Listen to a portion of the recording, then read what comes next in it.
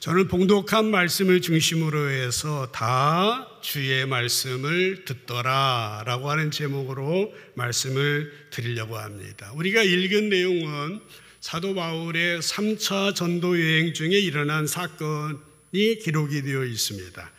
사도 바울은 지난 주간에 보았습니다마는 2차 전도 여행 중에 아데네에서 복음을 전하였습니다. 지도에 보시는 대로 아덴이라고 하는 곳에서 복음을 전하다가 이제 고린도를 통해서 에베소에 경유를 해가지고 가이사라를 통해서 파송받은 안디옥에 이렇게 돌아오게 되었습니다.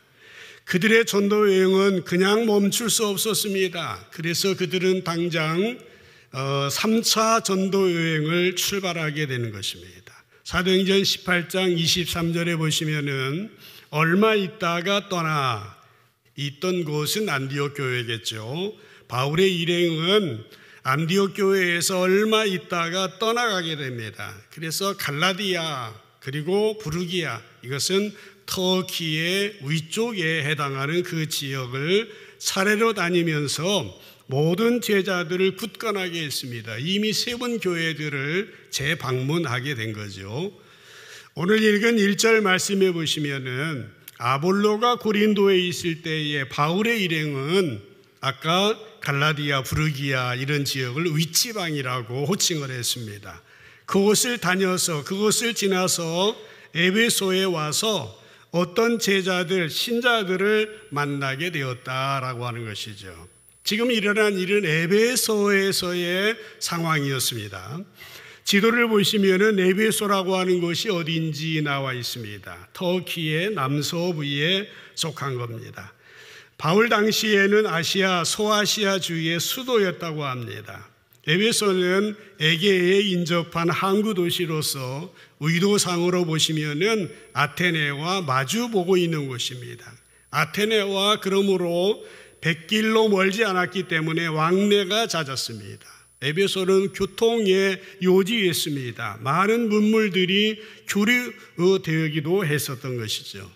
지금 그곳에 우리가 성지순례 때 다녀오기도 했습니다마는 그 흔적들이 일부만 남아있지만은 남아있는 에베소의 도서관이나 신전 유적들이나 극장이나 원형극장이나 이런 것이 얼마나 문화적으로 또 종교적으로 발달한 곳인지 잘 보여주게 되는 것이죠.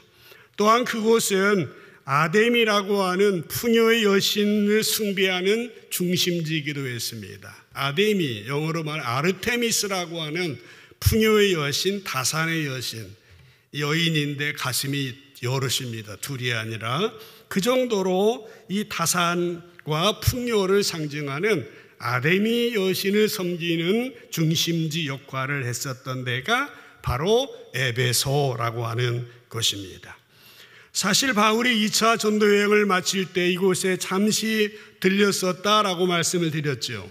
그때 어떤 일이 있었는가 하면요, 사도행전 18장 20절에 보면은 여러 사람이 그에게 더 오래 있기를 청하였다.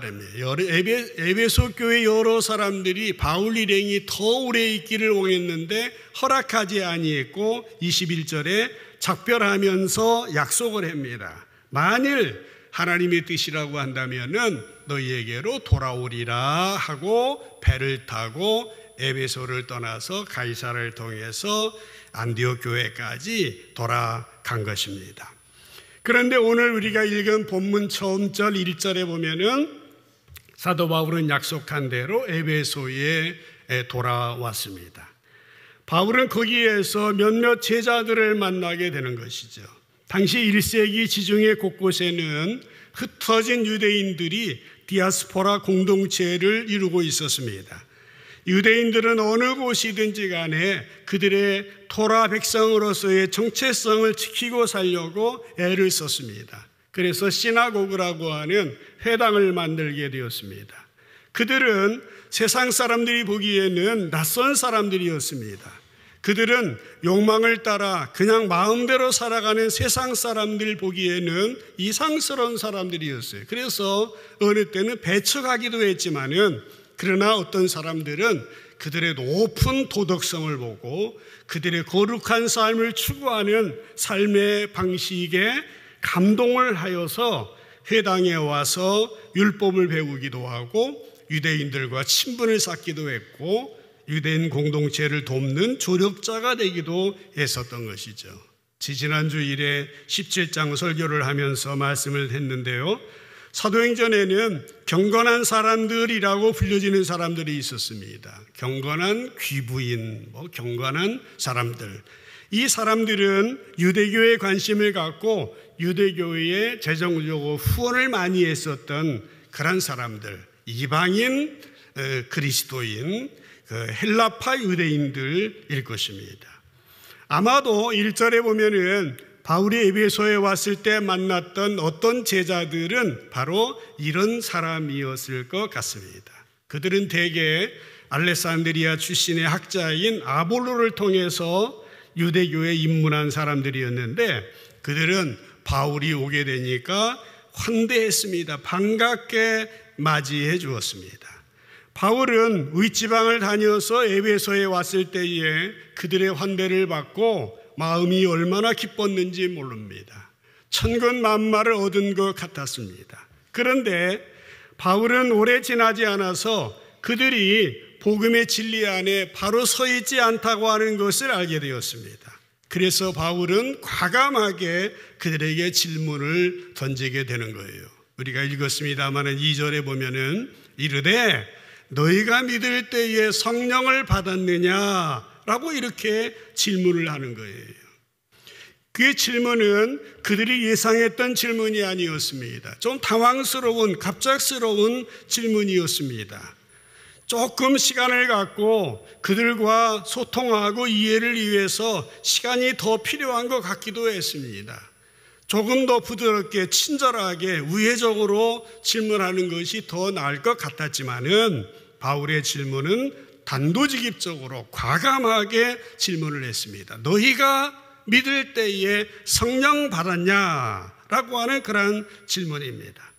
바울의 질문에 그들은 당황합니다. 그들은 대답할 때에 아니라 우리는 성령이 계심도 듣지 못했노라 라고 대답을 하는 겁니다. 오늘 이 자리에 계신 성도님들 가운데서도 성령이 뭐시기 하는 거야? 라고 그렇게 생각하시는 분들이 안 계실 줄로 압니다. 안 계시기를 바랍니다. 이렇게 이 에베소 성도들의 영적인 상황이 이러했습니다.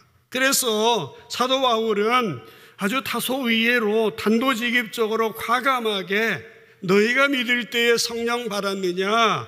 아니라고 그러니까 듣지도 못했다고 그러니까 3절에 보면은 그들과 대화를 시작합니다. 그러면 무슨 세례를 받았느냐? 요한의 세례다. 그렇게 말했을 때에 4절에 보면은 요한의 세례가 그들의 지난날의 죄를 씻는 회개의 세례로서는 의미 있지만 진정으로 새로운 사람이 되기 위해서는 그것만으로는 부족하다라고 말하면서 예수님을 믿어야 한다라고 하는 사실을 명확하게 자세하게 설명을 해주게 됩니다. 다행스럽게 에베소의 제자들은 배움에 열정이 있었던 사람이에요. 열린 마음이 있었습니다. 5절에 보시면은 바울의 말을 듣고 주 예수의 이름으로 세례를 받을 때에 6절에 보면은 바울이 세례 받은 그들에게 안수를 하게 되었고 그때 성령이 그들에게 임하여서 방언도 하고 예언도 하게 되었습니다. 7절에 보면 여기에 모인 사람들이 12사람, 12남자쯤 되었다라고 하는 것입니다. 이것이 에베소 이제 그 당시에 가장 중요한 도시의 영적인 상황이었습니다. 이곳에서 일어난 하나님의 역사라고 하는 것입니다. 우리는 이 부분에서 이스라엘의 처음 왕 사울의 이야기가 생각납니다. 사무엘상 10장 10절에 보면은 그들이 산에 이를 때에 그들은 사울의 무리들입니다. 선지자의 무리가 사울을 영접하게 되는데요. 그때에 하나님의 영이 성령이 사울에게 크게 임함으로 사울은 그들 중에서 예언하기를 시작했다라고 하는 것입니다. 그 이후에 사울이 하나님의 영에 사로잡히는 체험을 한 기록이 반복해서 나오고 있는데요. 그 다음 장 사무엘상 11장 6절에 보면은 사울이 이 말을 들을 때에 하나님의 영에 크게 감동되어서 어떤 일이 일어납니까? 그의 노가 크게 일어났다라고 하는 것입니다. 하나님의 영에 크게 감동됨으로 말미암아 그의 노가, 이 노는 화내는 건데 우리 혈기가 아니라 의분이다라고 말할 수 있을 거예요. 이렇게 사울이 그들의 말을 들었을 때에 하나님의 영에 크게 감동받아서 무섭게 분노를 터뜨렸다라고 하는 것입니다. 그렇습니다, 여러분. 하나님의 영, 성령님은 우리의 마음, 우리의 내면, 우리의 존재 깊은 곳에 잠들고 있었던 무언가를 깨우쳐 주게 됩니다. 그래서 우리가 힘을 내게 하고요, 우리가 신바람이 나게 하고요, 우리가 신명나게 하는 겁니다. 때로는 어느 때는 악한 세력과 싸우고 불의에 대하여서 분노하도록 해주는 겁니다. 하나님의 영, 성령의 사람들은 새로운 삶을 가능하게 하는 권세와 능력을 받고 내가 할 수 있는 일보다도 더 놀라운 일을 하게 되어지는 것입니다. 이것이 바로 성령의 역사예요. 그런데 바울이 회개의 세례만 알고 있었던 에베소 사람들에게 예수님의 이름으로 세례를 주고 안수를 할 때에 바로 성령이 그들에게 임하였고 6절에 보면은 그들에게 방언도 또 예언도 임하게 되었다라고 하는 것입니다. 그렇습니다, 여러분. 신앙생활을 하실 때에 중요한 것이 바로 이 세례라고 하는 겁니다. 영적으로 중요한 분기점입니다.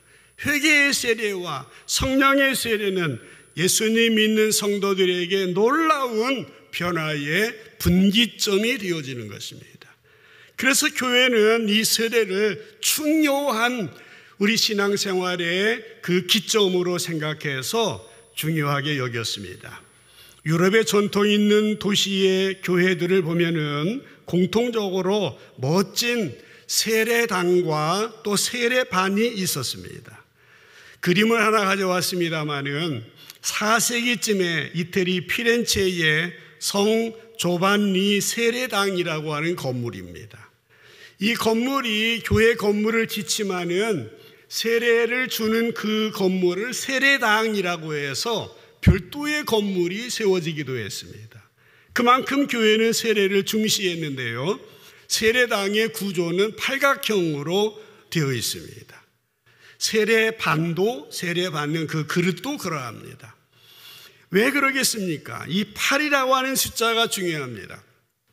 옛날 헬라 철학자들은 그 피타고라스의 정리 이런 걸 알잖아요. 철학자인데 수학자이기도 하고 숫자에는 세계를 구성하고 운영하는 우주의 비밀이 담겨 있다고 생각했습니다.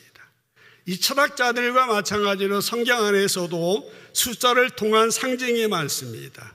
예를 들어 3이라고 하는 숫자는 하늘의 완전수를 말하고 4라고 하는 숫자는 지상의 완전을 상징하는 것입니다. 그래서 3 더하기 4는 7이지 않습니까? 7이라고 하는 수를 완전수로 여기는 것이 바로 그겁니다. 서양 전통의 럭키 세븐이라고 하는 것이 바로 이 땅의 완전, 하늘의 완전이 합쳐진 완전을 말하고 있는 거예요. 그러면 팔각형일 때의 이 8이라는 의미는 무슨 의미냐라고 하는 것입니다. 그것은 세속의 시간을 지난 이후의 시간을 말합니다. 세상의 시간, 인간의 시간, 물리적인 시간이 지난 이후의 시간, 새로운 삶을 시작하는 부활의 시간을 의미하는 것이에요. 그래서 세례반과 세례당을 팔각형으로 만든 것은 세례를 통하여 이전의 삶을 청산하고 새로운 삶을 시작하는 중요한 분기점이라고 하는 것을 상징하고 있다라고 하는 것입니다. 요한의 세례는 회개를 상징합니다. 그리고 예수님의 세례, 성령 세례는 회개를 넘어서 부활의 능력의 삶으로 우리를 인도하는 것이에요. 예수님의 세례가 성령님과 밀접하게 연관된 것은 바로 그 때문입니다. 성령님은 할 수 없는 것을 할 수 있게 하는 힘이 되는 것입니다. 그래서 모든 성도들은 이제 회개의 세례를 받아야 되고 성령의 세례를 받아야 됩니다. 그 순간이 우리가 세례 받을 때일 수 있습니다. 회개하고 예수님 믿고 구원받고 하나님의 자녀가 될 때에. 그러나 우리가 현실적으로 보면은 세례를 받았지만은 아직도 두 번째 성령 세례를 받지 못한 경우들이 너무나 많이 있었습니다.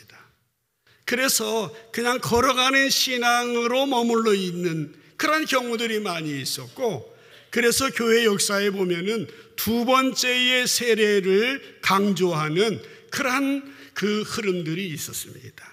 우리가 잘 아는 그 성결교회 신학의 아버지가 되는 존 웨슬리 목사님, 이분은 18세기 영국의 부운동을 주도하신 분이죠. 이분의 아버지가 영국 교회 목사였습니다. 이분도 목사였어요. 옥스퍼드 출신입니다. 그는 그곳에서 공부를 열심히 하고 사명을 가지고, 당시의 선교지가 미국 그 인디안들이었는데 전도하러 갔습니다. 그러나 실패를 하여 실망하며 돌아오게 되는 것입니다. 그는 확신이 없습니다. 담대함과 용기가 없어요. 능력이 없습니다. 곤고한 삶을 보내고 있던 가운데 어느 날입니다. 그 날은 역사의 중요한 분기점입니다. 1789년 5월 24일 밤 9시 15분 전에 그는 뜨거운 성령을 체험하게 되어지는 것입니다.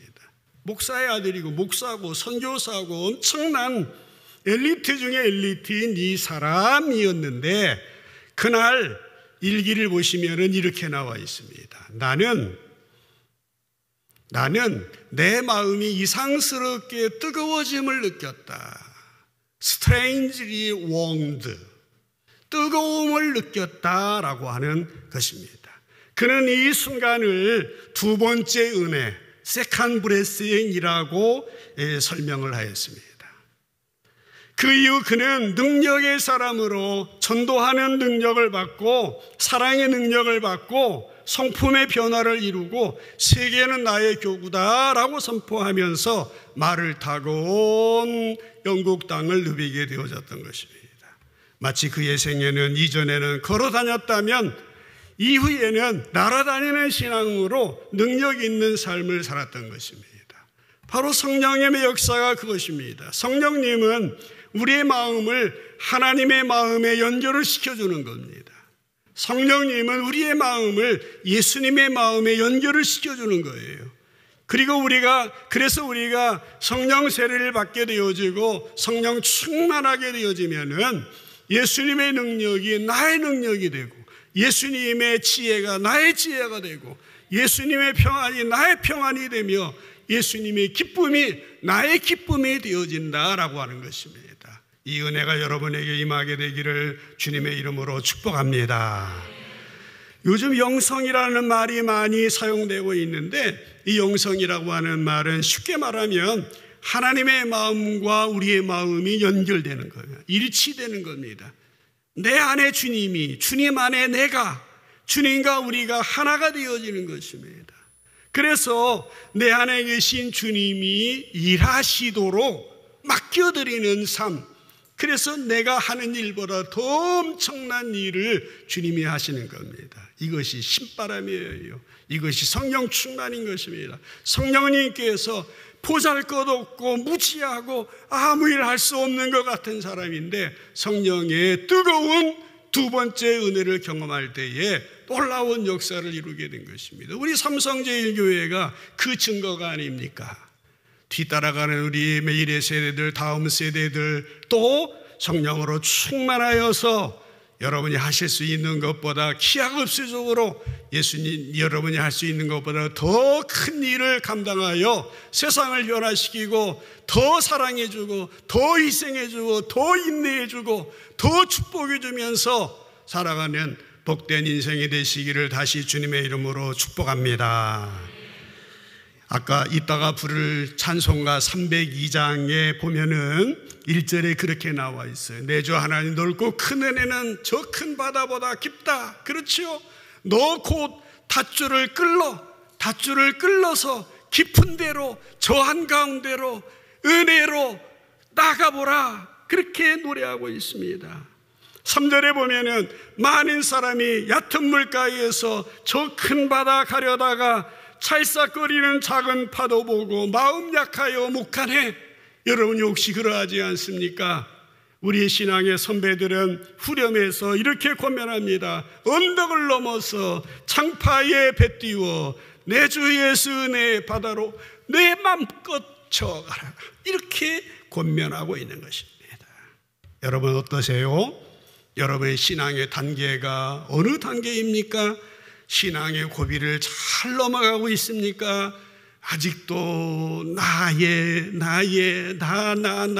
내 자식, 내 집, 내 욕심, 내 이름 난 챙겨주고 내 이름 안 나오고 내 이름 안 나오면은 그것 때문에 기분이 나쁘고 화가 나고 아직도 우리의 신앙의 고비가 나에 머물러 있습니까? 여러분의 신앙의 단계와 고비를 잘 넘어가고 있습니까? 성숙하고 여유 있고 그럴 수 있지, 이해한다, 품어주고 도리어 사랑해주고 이해해주고 용서해주고 그런 인생으로 우리가 살아가야 되는데 아직도 신앙생활을 하고 집사가 되고 권사가 되고 중직자가 되고 아니 목사가 되어도 얕은 물가에서 찰싹거리고 아직도 진리의 바다에 몸을 던질 생각을 하지 아니하고 그냥 안주하며 살아가고 있다면 주님이 얼마나 마음 아파하시겠어요?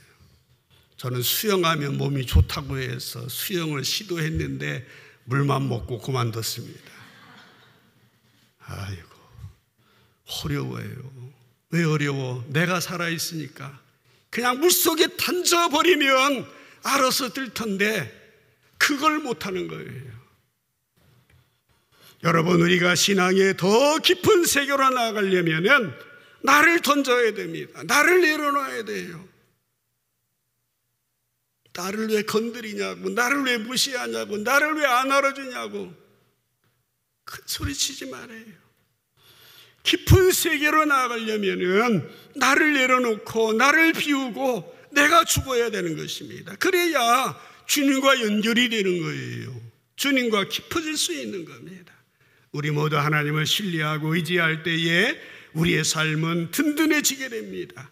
우리로 하여금 자아의 감옥에서 벗어나게 하시고 하나님의 마음을 본받아서 겸손하게 성실하게 살아갈 수 있게 되어지는 것입니다.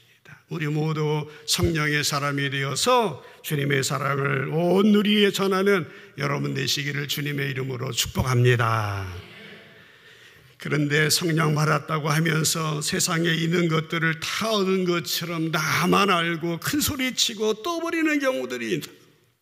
그런 사람들은 자기들의 체험을 특권으로 만들어서 다른 사람을 조정하고 다른 사람을 조정하고 주장하며 이용하려고 하는 겁니다. 그러니까 자기에게 주신 하나님의 놀라운 그 경험을 통해서 교만하게 자신을 드러내고 자기를 자랑하고 자기가 우쭐거리고 이게 도구로 삼는 것입니다. 그러나 우리의 신앙은 어떠해야 됩니까? 균형 잡힌 신앙이 되어야 됩니다. 얼마 전에 그런 말씀드렸죠. 기독교 신앙의 권위는 4대 근거를 가지고 있다. 처음에는 성경이 어떻게 말하냐, 교회 역사와 전통은 어떻게 말하고 있느냐, 우리의 하나님이 주신 지정이, 우리의 이성은 뭐라고 말하고 있느냐, 그리고 우리의 경험은 어떻게 말하고 있느냐, 이 4가지를 근거로 해야 치우치지 않는 건강한 신앙이 되어질 수 있다라고 하는 것입니다. 사도 바울은 이런 신앙을 가지고 에베소에 가지고 열심히 주님의 복음을 전하게 됩니다. 놀라운 역사가 일어나게 된 거예요. 8절에 보면은 해당에 들어가서 3달 동안이나 담대히 하나님 나라에 관하여서 강론하고 권면을 하는 것입니다.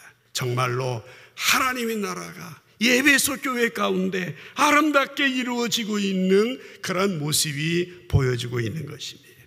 그러나 9절 말씀에 보면은 하나님 나라를 이루려는 하나님 나라 비전에 방해하는 사람들이 나타나게 됩니다. 항상 그런 거예요. 우리가 주님의 일을 하려고 하면은 반대하는 자들이 있기 마련입니다. 보세요. 어떤 사람들은 마음이 굳어가지고 순종하지 않고 무리 앞에서 이 도를 비방하거늘. 이 도가 뭡니까? 이 사도 바울의 가르침인 거예요. 당시 에베소 사람들은 아직도 기독교라는 가르침이 제대로 전해지지 않았기 때문에 바울이 전하는 복음을 이 도라고 그렇게 말하였습니다. 이 도가 뭡니까? 길도자 아닙니까? 우리가 예수님을 믿는다고 하는 것은 예수님이 걸어가신 그 길을 걷는 겁니다. 도 닦는다고 하는 것은 무슨 가서 뭐 두드리고 이렇게 하는 게 아니에요. 길을 걸어가는 겁니다. 우리는 이 길은 걷기 위해서 있는 길이에요. 함께하기 위해서 있는 길인 겁니다. 기독교를 교리로만 신앙 고백으로만 머물러 있으면 안 되는 거예요. 예배하는 자로 와야 되지만은 우리의 삶의 현장으로 나아가 예수님을 앞세우고 예수님과 함께 성령의 능력으로 걸어가야 하는 것입니다. 삶의 현장에서 걸어가는 것이 성도의 삶인 거예요. 교회 와서는 은혜롭게 경건하게 거룩한 것 같지만은 현장에 가면은 예수쟁이, 자기만 알고 욕심만 부리고 회사 일은 않고 성경만 보고 앉아 있고 이 꿀송이 성경 공부 막 푼다고. 직장에 가면은 직장의 일을 해야 되는 거예요. 직장에서도 인정받고 학교에서도 인정받고 일터 안에서 그 안에서 받은 값을 해야 되잖아요. 우리가 그동안 너무 교회 열심히 하라고 이렇게 저렇게 신자들을 교회로 끌어다가 보니까 세상에서 어떻게 살아야 하는지는 잘 못 가르쳐서 지금 세상 사람들이 예수쟁이들 보면은 어떻게 보는 줄 아세요? 지난번에 태국에 장로님들 몇 분 의료 선교 갔는데요. 거기에 천주교 신자들이 몇 명이 있더래요. 처음에 기독교 신자들 쳐다보지도 않으려고 그러더래요. 근데 하루 지나고 정성전 장로님이 넓은 가슴으로 그 양반들 품어주면은 녹아나지 않을 사람이 누가 있겠습니까? 돌아올 때는 개신교 신자도 그런 사람들, 당신 같은 사람들도 있느냐고. 여러분 지하철 타고 가다가 목사님이랑 가다가 자리 하나 있으면 목사님 일로 와, 일로 와. 권사님 일로 와, 일로 와. 창피해 죽겠어. 왜 지네끼리만 그렇게 하냐고. 옆에 더 어려운 사람이 있는데 우리가 정말 신앙인이다 하면서 삶에는 그렇게 살지 못하는 경우들이 있어요. 그래서 사도 바울은요 성령 받게 하고 막 안수하고 예언하고 막 이렇게 방언하게 하고 했는데 그 다음에 뭘 했어요? 그 다음에 세운 9절에 보면은 마지막에 그 도를 비방하니까 바울이 그들을 떠나버려. 그 사람들하고 아직 싸우려고 하지 않아요. 왜? 준비가 필요해요. 뭐 준비가 필요합니까? 제자들을 따로 세우고 두란노 소원에서 날마다 강론을 하니라. 왜? 성도들이 무장을 해야 되니까. 성도들이 알아야 되잖아. 두란노 소원은 아마도 플라톤의 아카데미와 같은 겁니다. 학자들에 따르면은 두란노라고 하는 것은 에베소 출신의 유명한 철학자 같답니다. 유명한 학자 같은데 그 사람이 세운 철학 강연장인 것 같습니다. 바울은 10절에 보면은 그곳에서 2해 동안이나 열심으로 가르쳤다라고 하는 것입니다. 여러분 생각해 보세요. 두란노 소원에서 정성스럽게 심혈을 기울여 가르치는 바울과 최선을 다해 배우는 에베소 사람들을 생각할 때에 가슴이 벅찬 겁니다. 그들은 단순한 지식만 전수한 것이 아니라 하나님의 나라의 삶을 가르치고 배우고 익혔다라고 하는 것입니다. 저는 우리 삼성제일교회의 문턱을 밟고 드나드는 성도들 한 사람 한 사람들이 정말 하나님 말씀을 배우고 하나님 나라의 삶을 연습하고 훈련해서 이 세상 속에 나가서 하나님 나라를 건설하는 그런 위대한 하나님의 일꾼들이 되면 좋겠습니다. 뭐 이런 이유가 어디에 있습니까? 오늘도 두란노 서원과 같은 장소가 필요합니다. 제가 필리핀에 이번에 가보니까요, 처음에 말씀드렸지만 이곳저곳에 교회들이 세워졌는데, 이곳저곳에 교회와 함께 학교들이 세워졌는데 얼마나 많은지 몰라요. 그들은 마음 놓고 성경을 가르치고 기독교 세계관, 기독교의 정신을 가르치고 있었습니다. 그런데 우리나라는 어떻습니까? 초기 선교사님들이 미션 스쿨을 만들어서 한국 개발을 위해서 얼마나 애썼는데 좀 잘 산다고 하면서 무슨 민주화다라고 말하면서 학교 안에서 공교육에서는 성경을 가르치지 못하게, 우리가 다 세우는 곳에 가르치지 못하게, 그런 일들이 지금 이 땅에서 이루어지고 있는데, 그 나라는 정말 추수의 계절인 것 같아요. 얼마나 젊은 사람들이 많이 있는지 거기에서 들었는데 맞은지 모르겠지만 앞으로 10년 안에 GDP가 한국을 추월할 거라고 예상하는 사람들도 있다고 하더라고요. 여러분, 무시하지 마십시오. 가난한 나라라고 무시하지 마시기 바랍니다. 정신 차려야 됩니다. 일본에 가도 깔린 게 한국 사람, 필리핀에 코로나 이후에 외국인 관광객 1순위가 한국, 자랑스러운 한국이라고 합니다. 우리는 지금이라도 할 수 있는 대로 모든 방법을 동원해서 함께 모여 배우고 가르치며 익혀서 이 땅에 하나님 나라를 세워야 됩니다. 그래서 우리가 공부하는 거예요. 그래서 리더스쿨을 하는 거고, 센싱을 하는 거고, 독서 모임을 하는 거고, 기도 학부모 교실을 하는 거예요. 나는 부모 아니니까 조부모 교실입니다. 할머니, 할아버지 더 중요한 것이에요. 10절을 다시 보세요. 2해 동안 사도 바울이 이같이 열심히 가르쳤을 때에 나타나는 결과가 뭡니까? 아시아에 사는 사람들은 유대인, 헬라인이나 다 주의 말씀을 듣게 되었다라고 하는 것입니다. 그 다음에 어떤 일들이 벌어지겠습니까? 주님의 말씀을 듣게 되니까 11절에 보면은 하나님이 바울의 손으로 놀라운 능력을 행하게 하시고요, 12절에 보면 많은 병자들이 낫고 귀신들이 쫓겨나게 되었고, 그래서 18절에 보면은 많은 믿는 사람들이 많이 와서 자기 죄를 자복하고 행한 일을 알리며, 20절에 보면 이같이 주님의 말씀이 힘이 있어 흥왕하여 세력을 얻었다라고 누가는 에베소 선교의 결과를 실감나게 기록하고 있는 것입니다. 20절 한번 같이 읽어볼까요? 시작. 이와 같이 주의 말씀이 힘이 있어 흥왕하여 세력을 얻으니라. 아멘. 그렇습니다. 주님의 말씀은 힘이 있는 것입니다. 우리가 성령님을 통하여 말씀을 만나야 됩니다. 말씀을 만날 때 힘을 얻고 흥왕하고 세력을 얻을 수 있는 것이에요. 주님의 말씀은 강력하게 자라나고 힘있게 퍼져나가서 세력을 얻게 되어지는 것입니다. 지금 이 시기가 너무나 중요한 이 시기에 있다는 겁니다. 우리가 혼자 신앙생활 유지하는 것도 중요하지만 우리의 신앙이 한 단계 한 단계 두 번째 은혜를 경험하고 능력의 그리스도인이 되고 이제 하나님의 나라를 이 땅에 건설해야 될 사명이 우리 가운데 있는 겁니다.